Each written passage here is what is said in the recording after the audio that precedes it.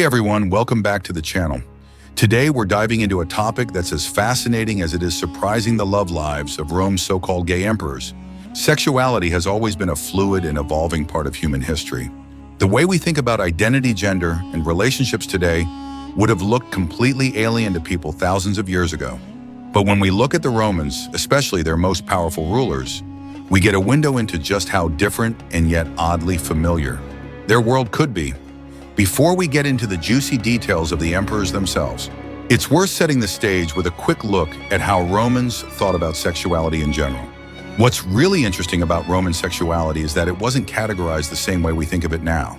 Today, people might describe themselves as straight, gay, bi, or somewhere in between, but for Romans, those labels didn't really exist. Instead, what mattered was status and dominance.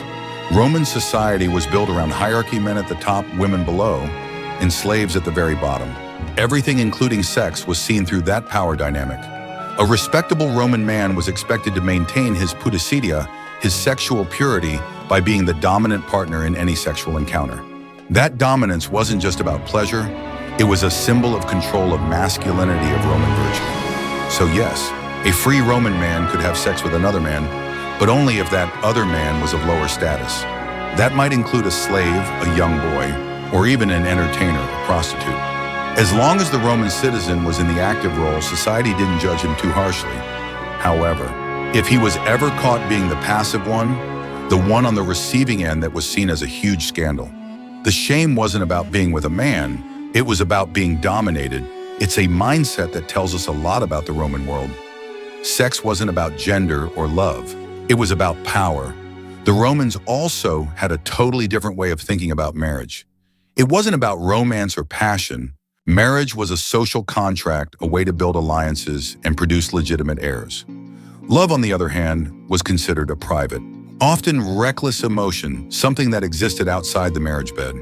You could love your wife, sure, but you didn't have to. And if you found passion elsewhere with another woman or even a man, that didn't automatically make you immoral. In other words, a Roman man could sleep with his wife one night and a male lover the next, and nobody would really bat an eye as long as he followed the unspoken rules about dominance and status.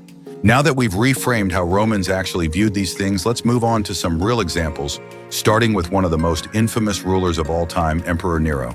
If you know anything about Nero, you probably know he's remembered as one of Rome's wildest emperors, a man accused of being everything from a tyrant to an artist, and even an arsonist.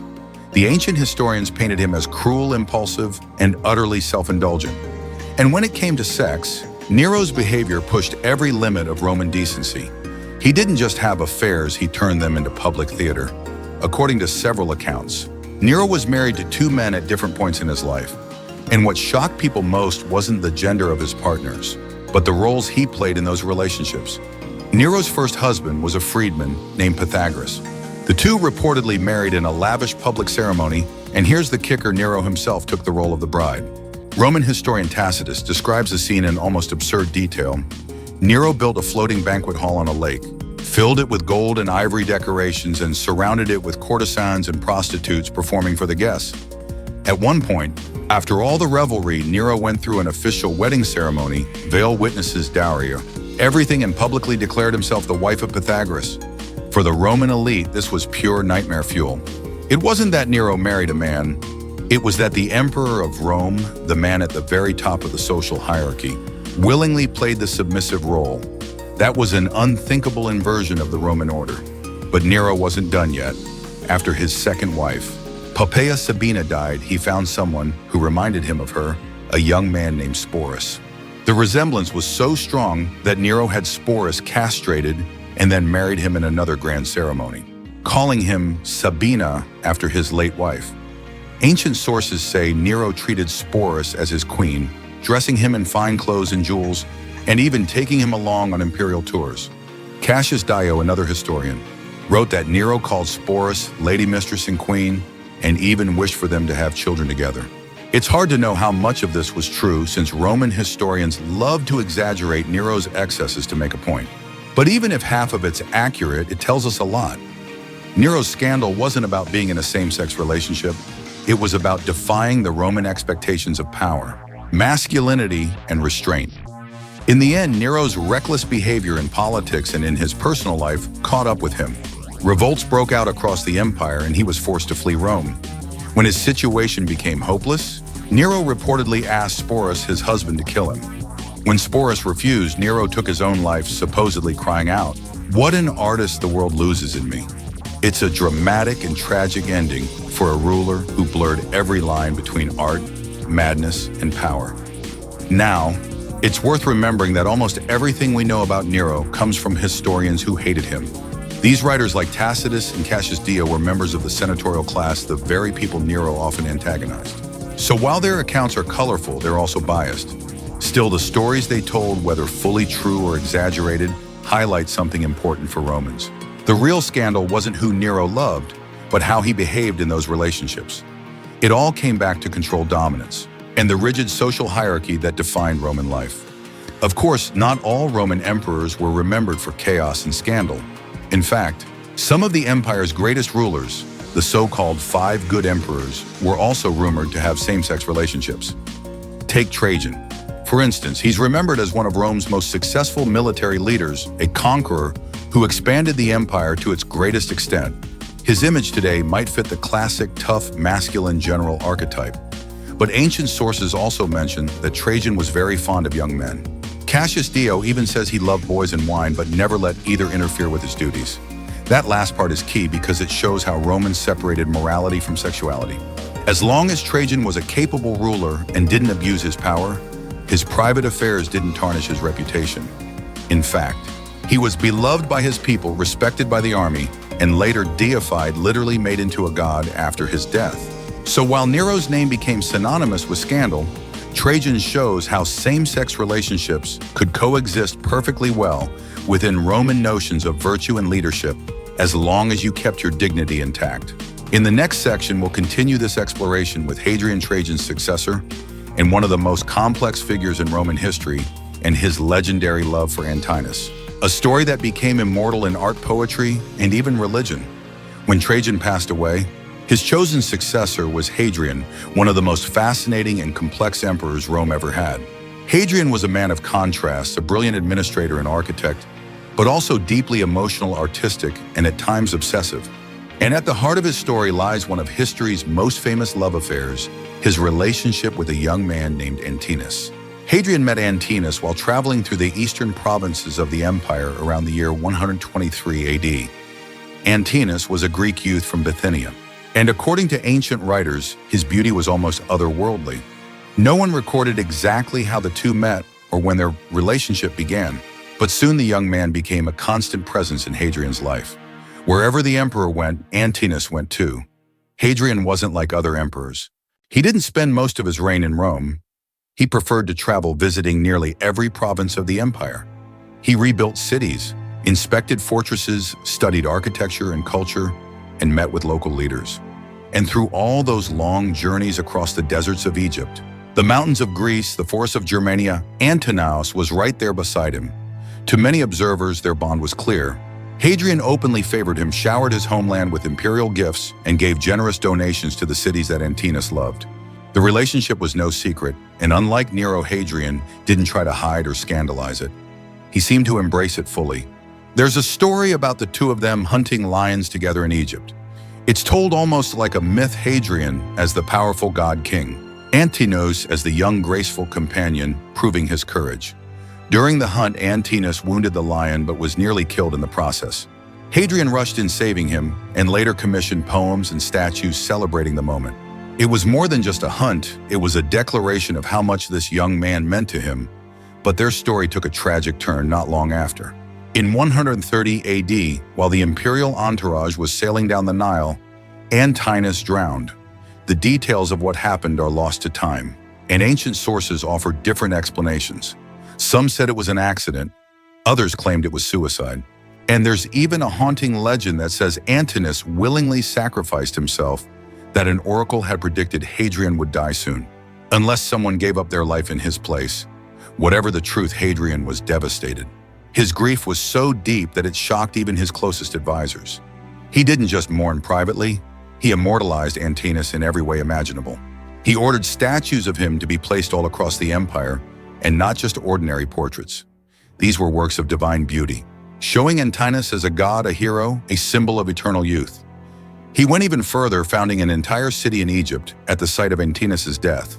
He called it Antinopolis, a place that quickly became one of the most prosperous and celebrated cities of the region. The emperor declared Antinous a god, establishing temples and a religious cult dedicated to him.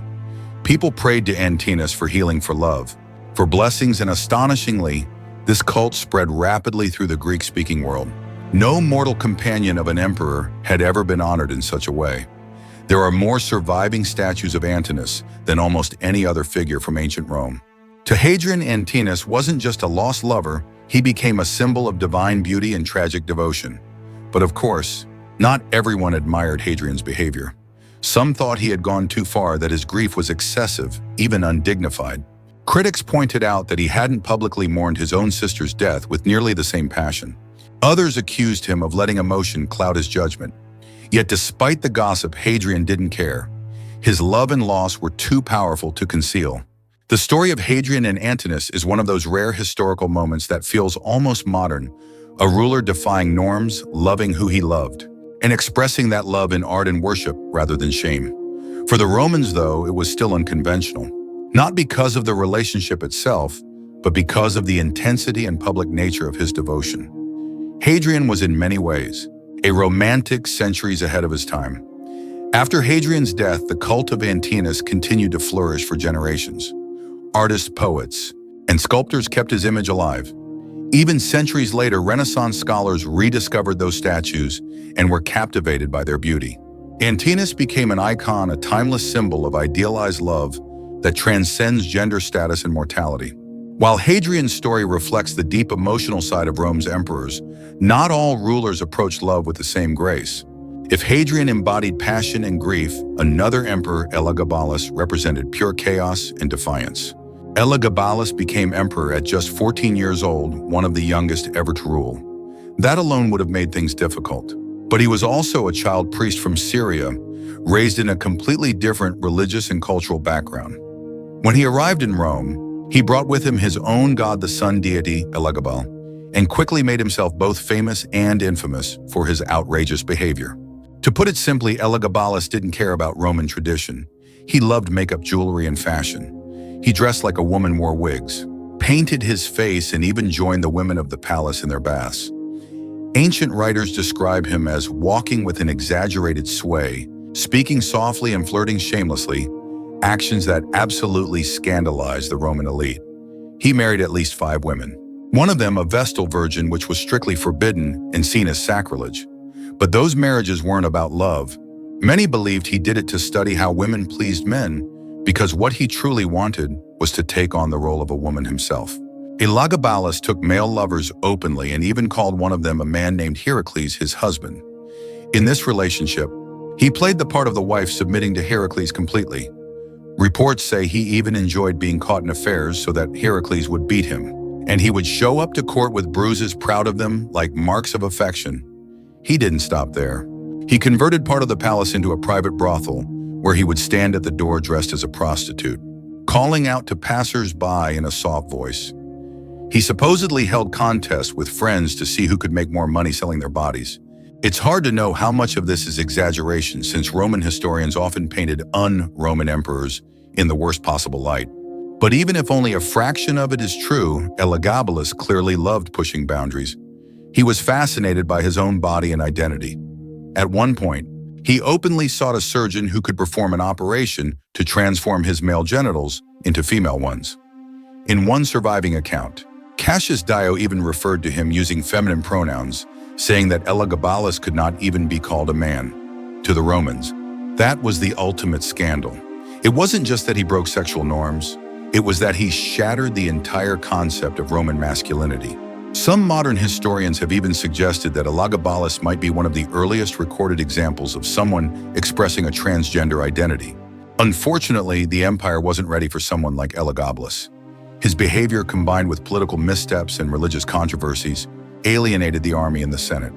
Eventually, the Praetorian Guard, the emperor's own soldiers, turned against him. At just 18 years old, Elagabalus was murdered along with his mother, his body dragged through the streets and thrown into the Tiber River. His reign lasted only 4 years, but his story has echoed through history as a symbol of how personal identity and power can collide in a society that demands conformity. From Nero's public marriages to Hadrian's immortal love to Elagabalus's radical self-expression, these emperors remind us that sexuality and identity have always been more complicated than simple labels. The Romans might not have used the words we do today, but they understood the tension between desire power and social expectation all too well. Their stories aren't just about sex, they're about the ways humans have always tried to define themselves in a world full of rules.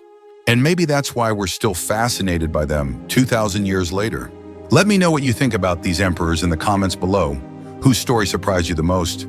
And if you enjoyed this deep dive into ancient history, be sure to like, subscribe, and check out the next episode where we'll explore how Roman culture shaped modern ideas about love and identity. So before we wrap everything up, I want to zoom out a bit and look at what all of this actually tells us about Rome as a whole. Because on the surface, it's easy to get lost in the drama, the marriages, the scandals, the wild banquets, the forbidden relationships. But underneath all that, there's a deeper story about how a powerful society thought about sex identity and what it meant to be normal. One of the first things we have to remind ourselves is that the Romans didn't use our categories. Nobody in the first century was walking around introducing themselves as gay, straight, or bi. Those are modern labels built on modern ideas about identity. For the Romans, sexuality wasn't an identity in that sense. It was a behavior, one that was judged through the lens of status power and self-control. A freeborn Roman male could sleep with men, women slaves, prostitutes, and all sorts of partners without anyone accusing him of having a different orientation. What mattered was whether he stayed in the active, dominant role and whether he behaved with the dignity expected of his rank. That's why someone like Trajan could be remembered as both a great emperor and a man devoted to boys and wine, while someone like Nero or Elagabalus could be condemned not just for who they slept with, but for how they behaved, how excessive they were, and how much they overturned the social script. Another important piece of this puzzle is the nature of our sources. Everything we've talked about, Nero marrying Sporus Hadrian, deifying Antinous, Elagabalus working in the palace like a prostitute, comes from writers with agendas. They weren't YouTubers trying to be neutral. They were senators, moralists and historians with strong opinions and very specific values. If they loved an emperor, they tended to gloss over his flaws and give him the benefit of the doubt. If they hated him, they went all in, emphasizing every rumor, every scandal, every whisper that could make him look ridiculous or depraved. So when they described Nero dressing as a bride, or Elagabalus begging for surgery to change his body, they might be reporting facts, exaggerating stories, or turning gossip into moral lessons. That doesn't mean we throw everything out, but it does mean we have to read these stories carefully. Sometimes the details they choose to highlight, like who's active or passive, who plays the wife who wears makeup or uses feminine gestures, tell us more about Roman anxieties than about the actual personalities of the emperors. The outrage is often encoded in the way they describe the scene, and that's part of what makes this topic so revealing. We're not just learning about a handful of rulers. We're catching glimpses of a whole culture's emotional pressure points. What made them uncomfortable? What crossed a line? What was fine as long as nobody made a big show of it? Nero's marriages to men challenged the idea of imperial dignity and male dominance. Hadrian's devotion to Antinous pushed the boundaries of how publicly a ruler could display grief and love for another man. Elagabalus blew past every limit, not only rejecting masculine norms, but actively flipping them, performing femininity and sexuality in ways that made the Roman elite feel like their entire world was being mocked. It's also fascinating to think about how different these emperors' legacies became over time. Trajan is still remembered as a model emperor, the sort of ruler later generations hoped to copy. Hadrian, too, is admired, the builder of Hadrian's Wall, the thoughtful traveler, the patron of art and architecture. Yet wrapped up in their stories are relationships with other men that in a different era would have been enough on their own to define them as controversial. By contrast, Nero and Elagabalus are often reduced to caricatures, the mad artist and the degenerate boy emperor. Modern retellings tend to focus on the most sensational parts of their lives, the fires, the orgies, the scandals, which makes for good drama, but also risks flattening them into villains in a moral play. What's striking is that in all these cases, Same-sex relationships themselves weren't the core issue. The Romans didn't rally against homosexuality as an abstract concept. Instead, they worried about social order. Who's in charge? Who's behaving with proper restraint? Who's humiliating themselves? And by extension, the empire in front of the world. In that sense, Rome forces us to confront how much of our own thinking about sexuality is also tied up in ideas of proper behavior. Gender roles and social expectations. We might use different language, but we still debate many of the same questions. Who's allowed to love whom? How public can that love be? How much can someone bend or blur gender roles before they're judged or punished for it? When we look at Nero, Hadrian, Trajan, or Elagabalus, we're not just looking at ancient gossip. We're seeing how power amplifies everything: desire, fear, admiration, disgust. An ordinary person living a quiet life with a same-sex partner might have gone relatively unnoticed. But when you're emperor, every choice becomes a symbol. Every lover becomes a political statement. Every rumor becomes part of your legacy. And that's why these stories still resonate today.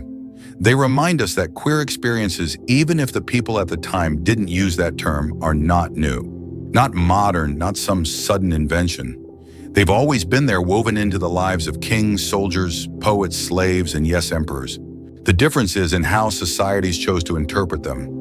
For Rome, the key wasn't, does this man love men? It was, does this man still act like a Roman? When he stopped, that's when the knives came out, sometimes metaphorically, sometimes very literally. So the next time someone talks about traditional values or claims that history has always looked one way, you'll know that's not really true. The past is messy. It's full of people who didn't fit in neat boxes, who loved intensely, who grieved extravagantly, who pushed against the norms of their day. And sometimes those people sat on the most powerful throne in the world. If you've watched all the way through this exploration of Rome's so-called gay emperors, thank you. I hope it gave you a richer, more nuanced picture of what sexuality and identity looked like in the ancient world beyond modern labels, beyond simple heroes and villains. If you enjoyed this video, don't forget to hit like, subscribe, and turn on notifications so you don't miss future deep dives into history. And in the comments, tell me which emperor's story stuck with you the most. Nero, Trajan, Hadrian, or Elagabalus also. Let me know what other topics you'd like to see covered more on ancient sexuality, the daily lives of ordinary Romans, or maybe a look at how other civilizations view gender and desire. Thanks for watching, thanks for supporting the channel, and I'll see you in the next one.